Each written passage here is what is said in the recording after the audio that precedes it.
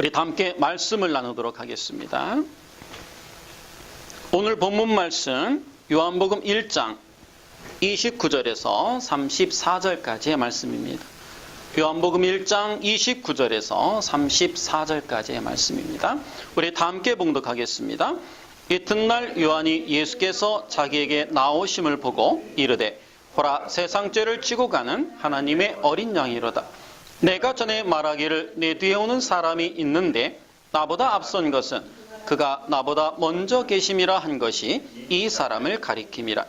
나도 그를 알지 못하였으나 내가 와서 물로 세례를 베푸는 것은 그를 이스라엘에 나타내려 함이라 하니라. 요한이 또 증언하여 이르되 내가 보매 성령이 비둘기같이 하늘로부터 내려와서 그의 위에 머물렀더라. 나도 그를 알지 못하였으나 나를 보내어 물로 세례를 주라 하신 그이가 나에게 말씀하시되 성령이 내려서 누구 위에든지 머무는 것을 보거든 그가 곧 성령으로 세례를 베푸는 이인 줄 알라 하셨기에 내가 보고 그가 하나님의 아들이심을 증언하였노라 하니라. 아멘.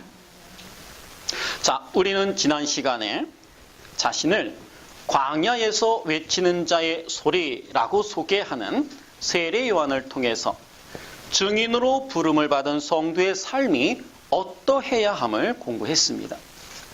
그래서 이 증인은 우리 교회를 일컫는 단어입니다. 성도는 자신이 빛으로 주황받아서는 안 되며 빛이신 주님을 증거하는 삶을 살아야 하며 또 우리의 성도의 삶은 다른 사람들이 하나님을 믿게 하려는 분명한 의도를 가진 삶이어야 한다라고 성경을 통해 공부를 했습니다. 오늘은 계속해서 29절부터 34절까지를 공부를 할 건데요. 요한복음의 둘째 날입니다. 지난 시간에 말씀드렸듯이 요한복음의 7날은 창세기의 7날과 동일한 구조를 갖는다 그랬습니다. 나중에 제가 셋째 날까지 공부를 하고 창세기와 요한복음의 그 연관성을 제가 짚어드리도록 하겠습니다.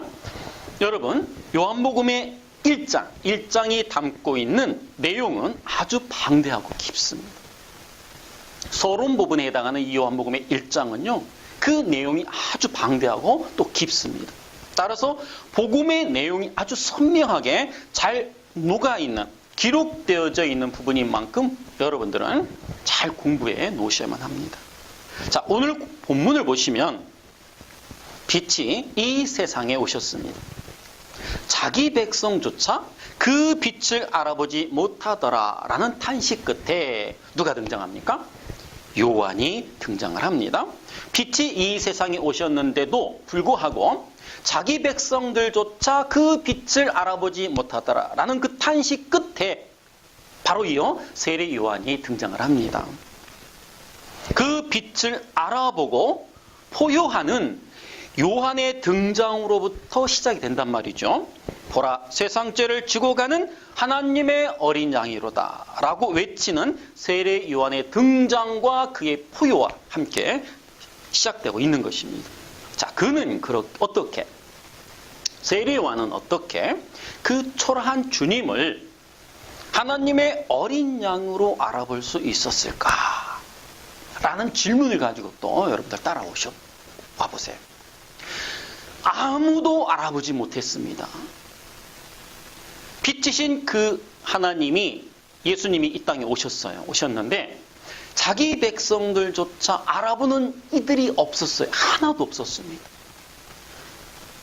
하나도 없었는데 어떻게 세례 요한이 그 초라한 주님을 하나님의 어린 양으로 알아볼 수 있었을까 하는 것이죠. 이 부분을 쉽게 이해하려면 성경에 쓰인 몇 가지 용어에 대한 사전 지식이 필요합니다. 먼저 사전 지식부터 쌓고 파헤쳐 보자고요. 마태복음 13장 10절로 갑니다. 함께 읽겠습니다. 제자들이 예수께 나와 이르되 어찌하여 그들에게 비유로 말씀하시나이까? 대답하여 이르시되 천국의 비밀을 아는 것이 너희에게는 허락되었으나 그들에게는 아니 되었나니. 천국의 비밀 나오죠. 로마서 16장 25절로 갑니다. 나는 복음과 예수 그리스도를 전파함은 영세전부터 감추어졌다가 이제는 나타내신 바 되었으며 영원하신 하나님의 명을 따라 선지자들의 글로 말미암아 모든 민족이 믿어 순종하게 하시려고 알게 하신 바 그 신비의 계시를 따라 된 것이니 이 복음으로 너희를 능히 견고하게 하실 신비의 계시. 영세전부터 감추어졌던 그 신비의 계시. 에베소서 3장 3절입니다. 곧 계시로 내게 비밀을 알게 하신 것은 내가 먼저 간단히 기록함과 같으니 그것을 읽으면 내가 그리스도의 비밀을 깨달은 것을 너희가 알 수 있으리라. 그리스도의 비밀. 비밀이라는 단어 계속 나와요. 한 구절만 더 읽어볼까요? 골로새서 2장입니다. 이는 이들로 마음의 의안을 받고 사랑 안에서 연합하여 확실한 이해의 모든 풍성함과 하나님의 비밀인 그리스도를 깨닫게 하려 함이니. 네, 공이 비밀이라는 단어가 등장을 하고 있습니다. 성경 기자들은 당시 사람들이 너무나 잘 알고 있던 예수님 당시에 그 사람들이 너무나도 잘 알고 있던 이 비밀이라는 단어를 끌어다가 지금 예수님을 소개하고 있는 거예요. 헬라어로는 무스테리온이라고 합니다.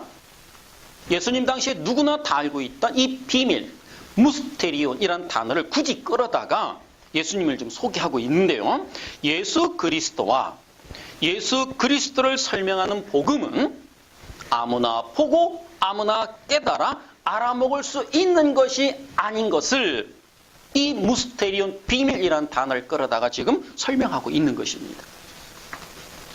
당시 고대에는 밀교라는 것이 아주 많았어요. 말 그대로 비밀스러운 가르침을 전하는 종교라는 말이죠. 당시에 그들은 밀교의 이 무스테리온을 이해하고 그 밀교의 내용을 받아들이는 자가 되기 위해서는 어떤 의식, 의례를 통과해야만 했습니다. 그러니까 밀교라고 하는 단어는 아주 비밀스러운 어떤 가르침의 이야기, 그런 종교 집단을 밀교라고 그랬어요. 그래서 그 집단의 한 식구가 되기 위해서는 그러니까 입교 절차가 필요했단 말이죠. 입교 절차가 필요해요. 예를 들면 그 집회에 참석해서 어떤 그들과 같은 종교 행위를 하기 위해서는 입교라는 절차가 필요했는데 그 전에 금식도 하고 금욕도 하고 기도도 하면서 준비를 했단 말이에요. 이런 과정을 통과를 해야만 한 식구로 받아들였단 말입니다. 그들이. 자, 그런 의식을 통과해야만 했었습니다. 따라서 고대 유대인들은 성경이 말하는 무스테리온, 즉 비밀이라는 단어를 접하게 되었을 때 분명히 이렇게 생각을 했을 겁니다. 성경에서 이야기하는 예수 그리스도와 하나님의 나라를 알아듣고 이해하기 위해서는 반드시 그 이니베이션, 의식이 어떤 의례를 통과해야 한다라는 것쯤은 자연스럽게 감을 잡아 알 수 있었단 말입니다. 예수님 당시에 그들은 비밀이라는 단어를 딱 들으면 그 집단의 한 식구가 되기 위해서는 그 이니베이션을 통과해야만 해. 의식, 의례를 통과해야만 해. 라는 것을 감을 잡아 알 수 있었단 말입니다. 자, 그렇다면 여러분, 우리 기독교에서 복음의 비밀을 비로소 이해할 수 있게 되는 그 이니베이션이 뭘까요? 그 의식, 의례가 뭘까요? 있습니다. 우리 기독교에도 있어요. 신학에서는 그것을 뭐라고 합니까? 회심이라고 불러요. 회심. 자, 그리고 그 무스테리온을 알아들을 수 있게 그 비밀의 지식을 전수하는 사람들을 무스타고그라고 불렀습니다. 여러분, 이 단어들을 좀 잘 정리를 해 놓으셔야 돼요. 비밀, 밀교라고도 하고 비밀이라고도 하는 이 무스테리온, 또 이 무스테리온, 이 비밀스러운 이야기를 가지고 이렇게 잘 이끌어가는 사람들을 뭐라고 그래요? 무스타고그라고 합니다. 그러니까 예수님이 무스테리온이시면서 무스타고의 역할을 하다가 가신 겁니다. 자, 본문에 보시면 아무도 주님을 알아보지 못했던 그때에 세례 요한만이 예수님을 향하여 세상 죄를 지고 가는 하나님의 어린 양을 보라 라며 그를 알아보고 예수님이 담고 있는 비밀을 아는 말을 하고 있습니다. 게다가 세례 요한은 자기 제자들에게도 무스타고그의 역할을 하는 장면도 오늘 본문에 나오고 있어요. 무스타고그가 뭐라고요? 그 무스테리온, 비밀스러운 이야기, 그렇죠? 그거를 가지고 그 집단을 이렇게 잘 이끌어가는 사람들을 무스타고그라고 그래요. 쉽게 말하면 선지자. 자, 세례 요한이 예수님의 6개월 이종 사촌 형입니다. 같이 컸단 말이에요. 예수님의 약한 모습, 추한 모습, 지저분한 모습 다 같이 보며 자랐단 말입니다. 자, 그런 그분을 하나님의 어린 양으로 볼 수 있었던 것은 세례 요한이 당시의 유대인이면 다 알고 있던 그 과정, 어떤 과정이라고 했어요? 어떤 의식이 필요하다고 했습니다. 그 이니베이션을 통과하여 하늘의 비밀, 즉 무스테리온을 볼 수 있는 사람이 되었다라는 증거가 되는 겁니다. 그러니까 세례 요한만이 예수님이 이 땅에 오셨는데 그 백성조차 아무도 알아보는 이가 없었는데 그 안에 세례 요한이 그분을 알아보았단 말입니다. 그러니까 이 세례 요한은 뭐예요? 그 하늘의 비밀을 보고 알아볼 수 있는 어떤 그 비밀의 눈을 뜬 자가 되었다라고 하는 그 증명이 되는 거예요. 자, 32절과 33절을 보시면 세례 요한은 하나님의 말씀을 들었고 이해했으며 성령 하나님을 보았습니다. 그리고 예수님의 모습을 정확하게 어린 양과 연결시키고 있어요. 여러분, 어떻게 요한은 가난한 사촌인 나사렛 목수 그 예수와 그의 머리에 성령이 임한 것과 어린 양을 연결시킬 수 있었을까요? 아무도 그렇게 연결시키는 자가 없었단 말입니다. 예수님 당시 한 사람도 예수 그리스도를 알아볼 수 없었던 그 시대에 요한만이 그분을 메시아로 알아볼 수 있었을까? 잘 들어보세요. 분명 구약에는요, 하나님의 성령이 하나님의 백성들에게 임할 것과 어린 양 이야기가 기술되어 있습니다. 구약에 편만하게 기록되어 있는 내용이 바로 이거예요. 하나님의 성령이 당신의 백성들에게 임할 것과 어린 양의 이야기가 기술되어 있단 말입니다. 그러나 그 이야기들은 이 세상 사람들에게는 예수님 당시의 사람들이나 오늘날 지금 현 시점을 살아가는 이 세상 사람들에게는 무스테리온이었단 말입니다. 비밀이었어요. 비밀이었습니다.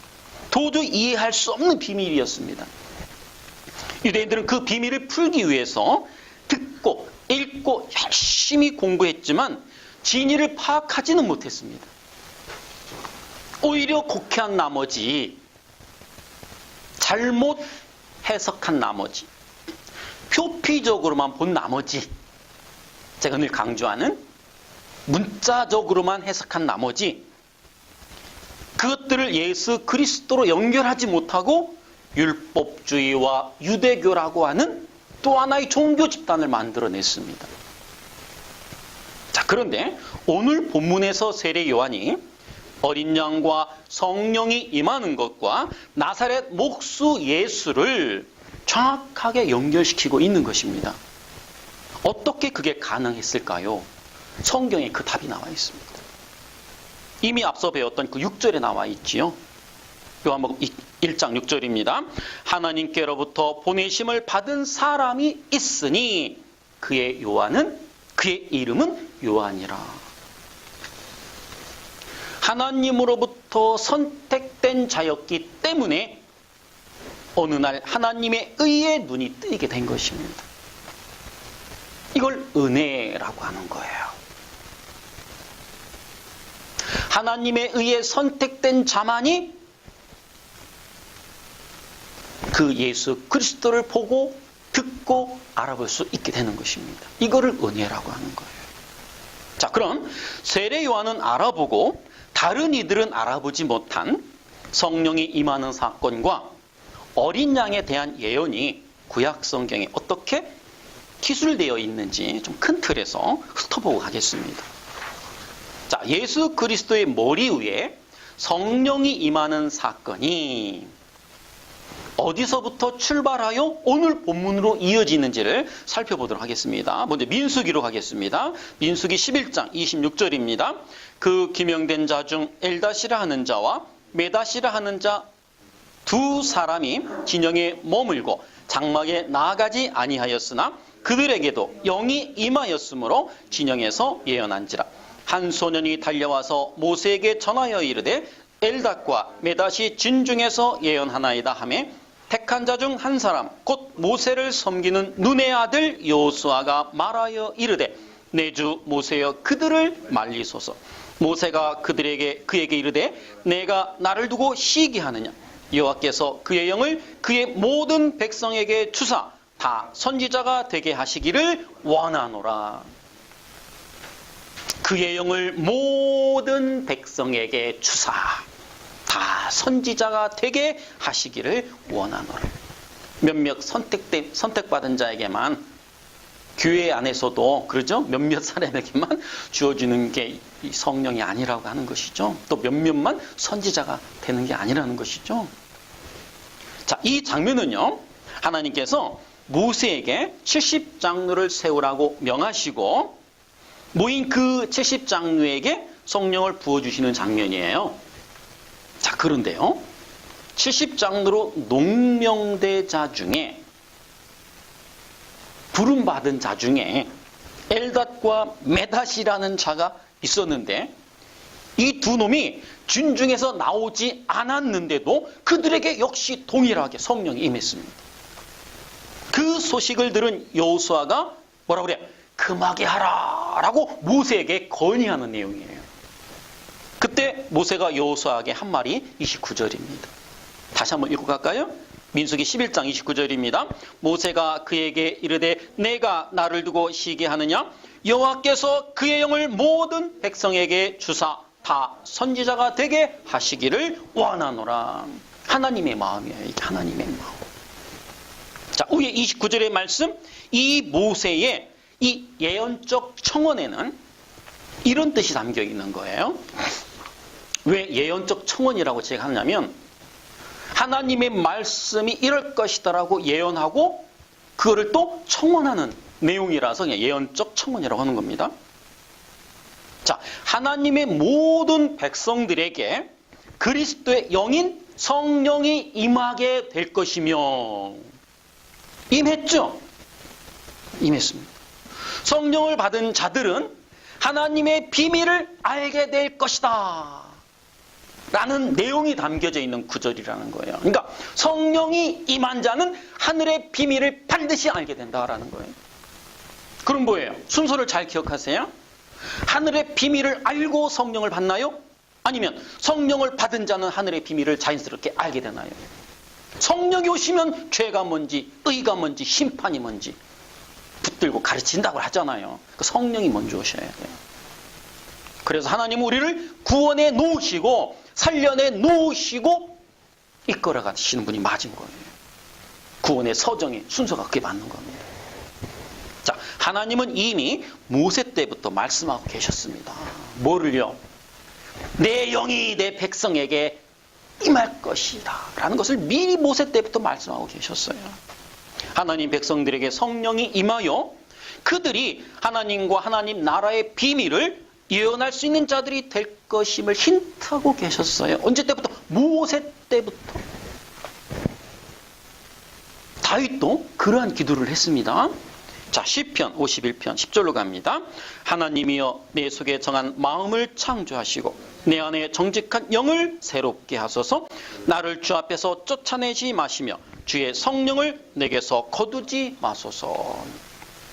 자, 구약 때에도 성령 하나님은 사람들의 삶에 오늘날과 똑같이 관여를 하셨습니다. 그러나 필요할 때마다 왔다 갔다 하시면서 일을 하셨어요. 오해하시면 안 됩니다. 문자적으로 읽으면 들랑달랑 하시는 것처럼 비치잖아요. 그렇죠? 왔다 갔다란 말하면 들어왔다 나가셨다 한다라는 그런 뜻 아닙니까?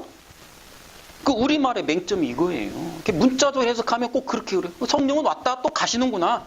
오셨다가 내가 미우면 또 떠나가시는구나. 들랑달랑 하시는구나. 그런 뜻이 아닌 거예요, 여기서는. 자, 보세요. 하나님의 마음을 지금 우회적으로 표현해 놓은 겁니다. 설명해 드릴게요. 자, 왔다 갔다 하시면서 일하신다는 것은 무슨 뜻인지 이 시간에 잘 여러분들이 좀 정리해 놓으셨으면 좋겠어요. 다윗도 지금 그런 뉘앙스로 기도를 하고 있단 말이에요. 그래서 우리도 그렇게 곡해하고 받아들인단 말이에요. 하나님은 그런 분이시구나 이렇게 잘못 오해하여 받아들이고 있단 말입니다. 그런 뜻이 아니라고 그랬어요. 여러분, 진짜로 성령께서 정말 왔다 갔다 하십니까? 아니에요. 하나님의 속성 중에 비공유적 속성에 뭐가 있냐면 무소부재가 있어요. 편재라고도 하죠.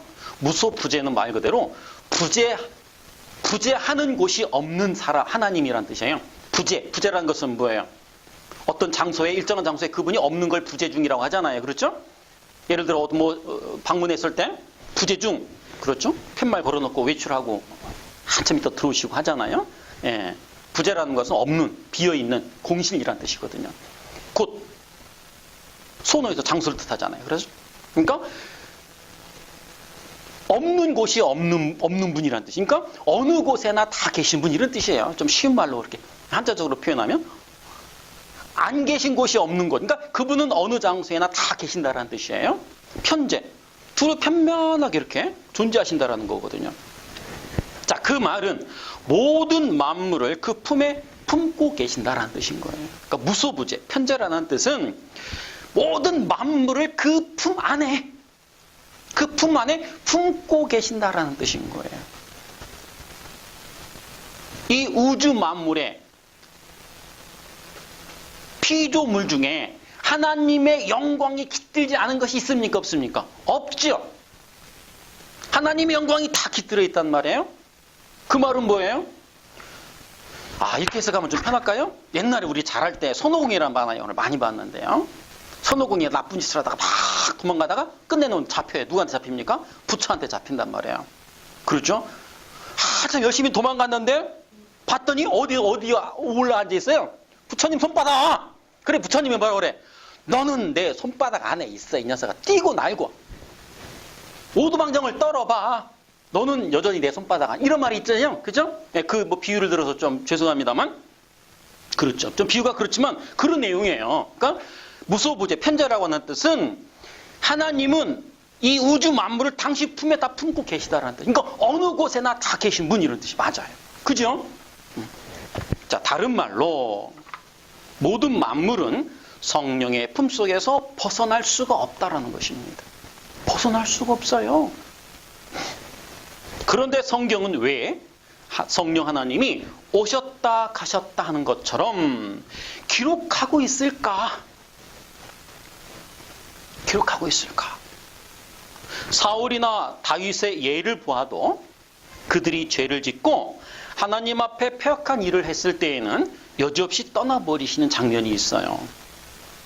여러분, 그것은 성경을 읽는 독자들에게, 그래서 독자는 교회들이죠. 하나님이 성경 이 말씀을 누구에게 주셨어요? 교회에게 주셨단 말이에요. 교회에게 주신 책이에요, 성경은요. 독자인 교회에게 하나님의 심경을 알려주기 위한 하나님의 배려였단 말이에요, 이것은. 하나님의 심경을 교회들에게 알려주기 위한 하나님의 배려였어요. 좀만 더 들어보세요. 자, 하나님께서 죄에 대해 얼마나 분노하시는지, 그리고 백성들의 그 불순종에 얼마나 가슴 아파하시는지를 성령이 떠나가는 것으로 하나님의 심경을 표현한 것입니다. 하나님의 심경을. 여러분, 다윗이 밧세바를 범했을 때 주의 성령을 내게서 거두지 마소서라는 기도를 합니다. 다윗은 자신의 죄로 말미암아 주의 성령이 자신을 떠나가는 것 같은 고통을 느꼈어요. 주의 성령이 자신을 떠나가는 것 같은 고통을 느꼈단 말이에요. 그래서 그런 자신의 마음을 기도를 통하여 하나님께 고백했던 것입니다. 그렇다고 하나님이 정말 그 이후로 다윗을 떠난 적이 있었나요? 아닙니다. 없었어요. 하나님은 그 이후에도 다윗의 삶을 홀로 이끌어 가셨습니다. 하나님은 다윗에게 성령 하나님을 잃는 경험을 하게 하심으로 하나님께 불순종하는 죄가 얼마나 무서운 것인가를 가르치셨던 겁니다. 그리고 후대의 교회에게도, 오늘날 우리 교회에게도 하나님께서는 당신의 택하신 백성들의 죄악에 어떻게 반응을 하시고 성령 하나님이 간섭하지 않으시고 이끌지 않으시는 영혼들은 얼마나 고통스러운 인생을 살게 될는지도 아울러 보여주고 계셨던 겁니다. 자, 그래서 구약의 성도들의 모습을 성령이 떠날까봐 노심초사하는 모습으로 시편을 비롯한 여러 곳에 그렇게 그려 놓으신 겁니다. 자, 그렇다면 우리가 성령이 떠날까봐 그렇게 불안해하지 않아도 되는 방법을 찾으면 되는데 그게 뭘까요? 그렇죠. 예수가 오셔서 우리의 죄를 모두 도말시켜 버리셨잖아요. 그 일은 이미 창세 전에 계획되었고 이루어졌고 또 가시적으로는 2000년 전에 이미 이루어졌습니다. 그런 믿음을 가지고 이런 기본적인 은혜의 교리가 아직 정립이 안 되신 분들이 많더라고요. 의외로. 자, 그 다윗의 기도가 어떻게 예수님의 세례로 이어진을 좀 더 살펴보도록 할게요. 그 다윗의 기도는 요엘의 예언으로 이어집니다. 자, 요엘 2장 28절입니다. 그 후에 내가 내 영을 만민에게 부어주리니 너희 자녀들이 장래를 말할 것이며 너희 늙은이는 꿈을 꾸며 너희 젊은이는 이상을 볼 것이며.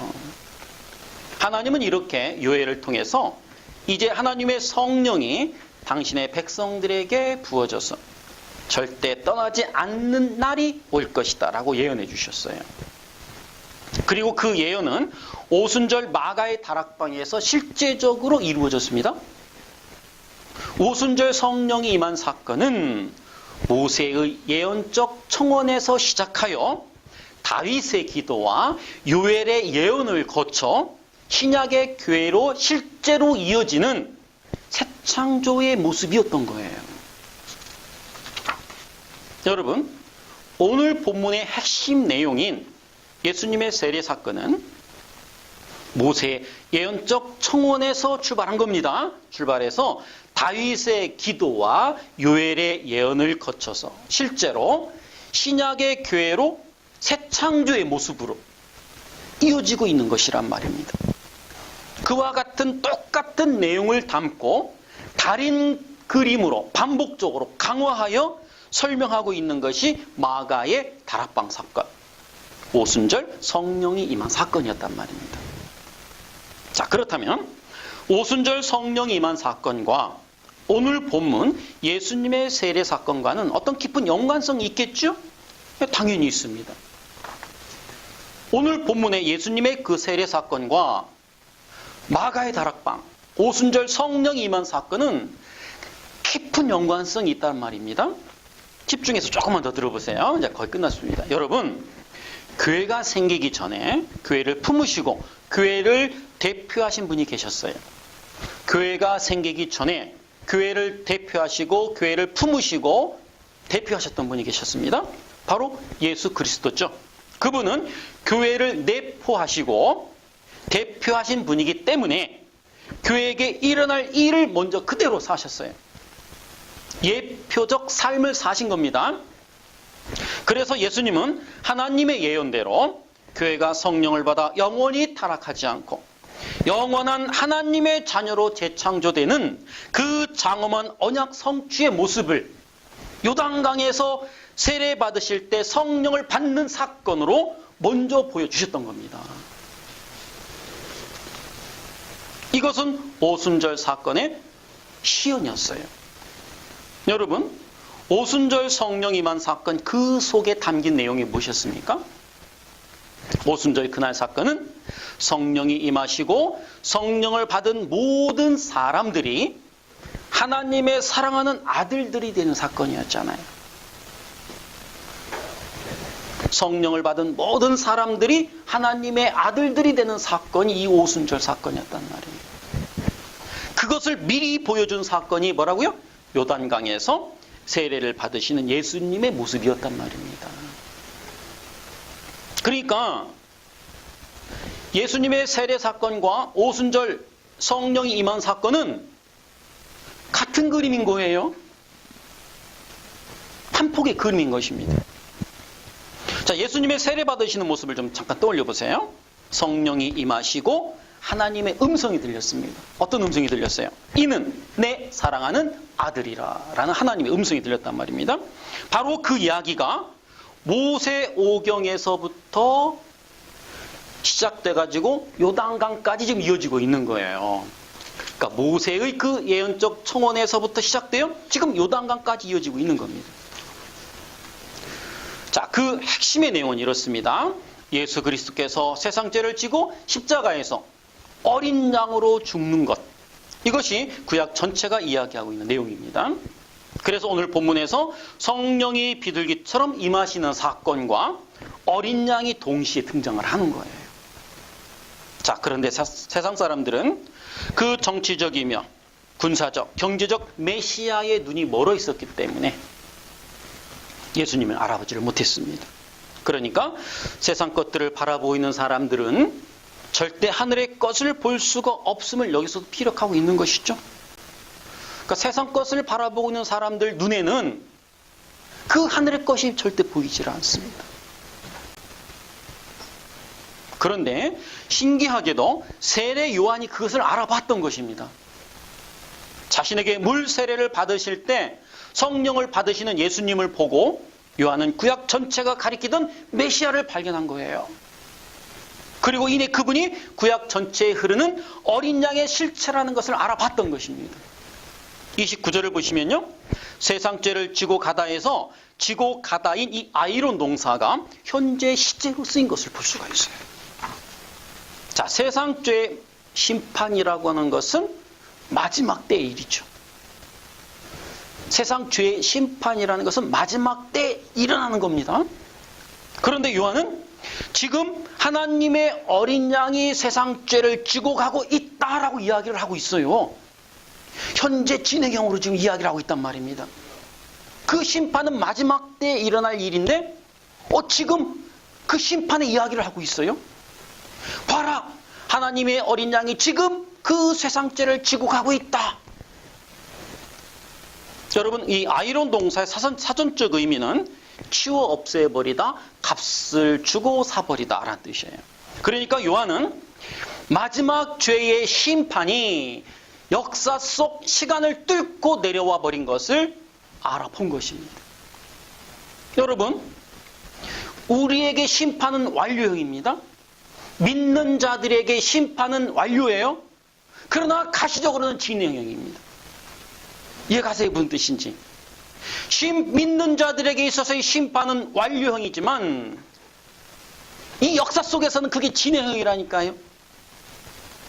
그 심판이 역사 속, 이 시간 속을 뚫고 내려와 버린 거예요. 언제? 2000년 전에, 창세 전에 이미 뚫고 내려와 버린 것입니다. 그것을 알아본 거예요. 누가? 세례 요한만이. 메시아이신 것을 알아본 것이란 말입니다.